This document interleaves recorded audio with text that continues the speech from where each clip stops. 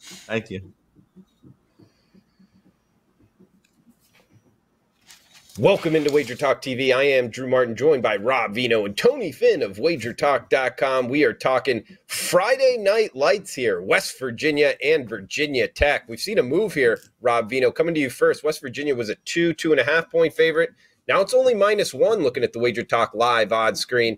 Of course, on the road here in Blacksburg, Lane Stadium, tough place to play. Are you liking anything in the Black Diamond Trophy Friday night lights? I'm not sure why this thing moved that direction, Drew, to tell you the truth. Let's go through what Virginia Tech has faced so far as strength of schedule is concerned. They faced the 115th and the 121st rated total offenses in FBS football. That's Boston College with a decimated offensive line and Old Dominion, 115 and 121. On top of that, there's 123 teams in FCS action. And Wofford, Virginia Tech's other opponent, ranks 122nd, second worst in total offense. So that's what they played so far as offenses are concerned. 115, 121, and 122. And now they get to face West Virginia, which ranks 13th in FBS football in total offense. JT Daniels and the high-flying Mountaineers come in. So I would say Virginia Tech's defense extremely untested here. Certainly they're going to see things that they haven't seen so far as ball movement is concerned. Neil Brown in his fourth year now, Drew, it looks to me as if this offense has finally gained some traction, the kind of traction we thought maybe he would have right off the bat. Problem with West Virginia has been the defense, but I can attribute a lot of that to the teams they've played. We've learned a lot about Kansas now, right? Kansas can move the football. Kansas can score points. Not really a joke team at this point in time. So we have to count that, give West Virginia credit in that Kansas game for at least playing an extremely potent offense. And, of course, they played Pittsburgh, another extremely potent offense. So although their numbers might not look as, fine as Virginia Tech's defensive numbers do, the difference in opposition to me just sticks out like a sore thumb. Virginia Tech does not move the football either. Now, this could be a benefit for West Virginia because they're going to play a team finally that's way more pedestrian, that's in the first year of their new systems, that's under the direction of a defensive-minded head coach in Brent Pry. It's a little different here. The quarterback for Virginia Tech, I like, Grant Wells.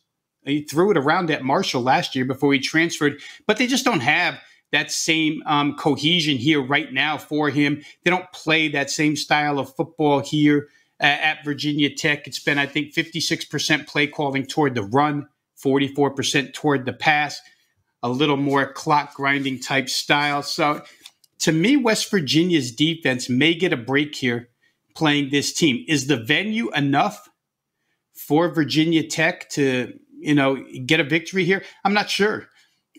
West Virginia went into the backyard brawl into Pittsburgh and really, except for that late interception by JT Daniels, they played Pitt really, really tough in that game. So I would expect them to be able to come in here and not be at all intimidated by venue. And I think Daniels could have a big game. I would say this. West Virginia's played the better schedule, and they're 2-1 against the spread against that schedule. Virginia Tech's played the weaker schedule, and they're 1-2 against the spread against that schedule. So which team is overvalued or which team is overrated? It's got to be the Virginia Tech side. If you're looking at total here, you have complete opposites. West Virginia, 3-0 over the total right now.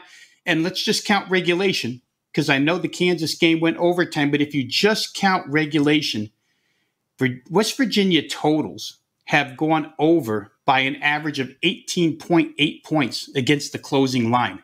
That's easily sailing over the total. The other side, 0-3 to the under. So again, you have extreme contrast.